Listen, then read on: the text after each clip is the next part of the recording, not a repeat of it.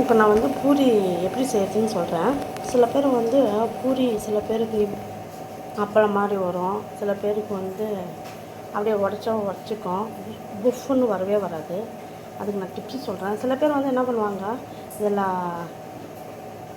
பால் வந்து காய்ச்சின பால் ஊற்றுவாங்க. அந்த மாதிரிலாம் ஊற்றியே தேவையில்ல. நான் மைதா மாவும் சேர்க்க மாட்டேன். ஏன்னா மைதா மாவு வந்து நம்மளுக்கு எப்பவுமே கெடுதல் தான். அதனால் வெறும் கோதுமை மாவு, உப்பு. இந்த ட்ரிக்ஸ் என்னன்னாக்கா, ரவை போடணும் ஃப்ரெண்ட்ஸ்.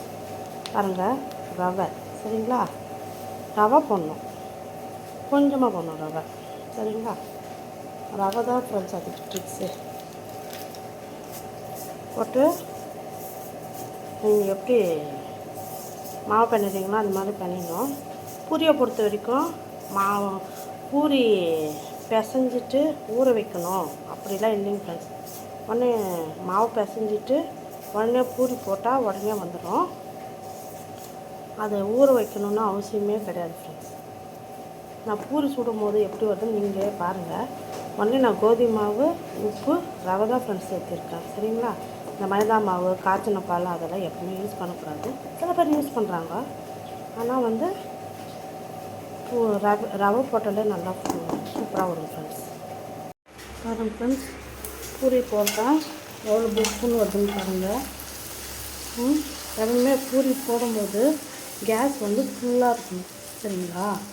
ஃபுல்லாக இருந்தால் தான் பூரி நல்லா வரும். ஸ்லிம்மில் வச்சா பூரி நல்லா வராது ஃப்ரெண்ட்ஸ். பாருங்கள், பூரி எல்லாம் சூப்பராக இருக்குது பார்த்தீங்களா.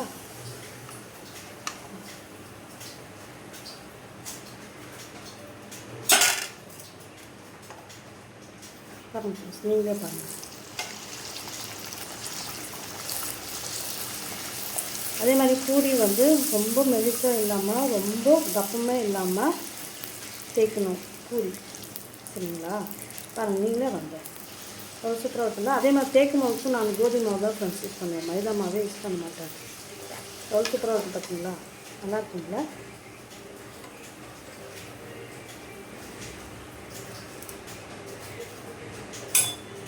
நீங்களே பாருங்கள் ஃப்ரெண்ட்ஸ், எவ்வளோ சூப்பராக வருது.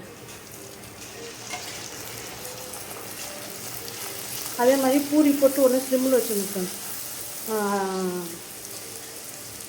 ஃபுல்லாக வச்சா எண்ணெய் வந்து கருகி போயிடும். பாருங்கள், நீங்களே எவ்வளோ சூப்பராக இருக்குது பார்த்தீங்களா. நீங்களும் இதே மாதிரி செஞ்சு எப்படி வருதுன்னு லைக் பண்ணுங்கள், ஷேர் பண்ணுங்கள், கமெண்ட்ஸ் பண்ணுங்கள், மறக்காமல் சப்ஸ்கிரைப் பண்ணுங்கள், மறக்காமல் பெல் ஐக்கான். ஃப்ரெண்ட்ஸ், இப்போ செஞ்சு வச்சுக்கிற பூரி பார்த்தீங்களா, இது 10 நிமிஷம் அப்படியே தான் இருக்கும், பஃப்னு தான் இருக்கும். நீங்கள் கேட்கலாம், கோதுமை மாவில் செஞ்சால் ஹார்டாக வரும்னு. நீங்கள் பார்த்தீங்களா எவ்வளோ சாஃப்டாக வருது பார்த்தீங்க ஃப்ரெண்ட்ஸ்.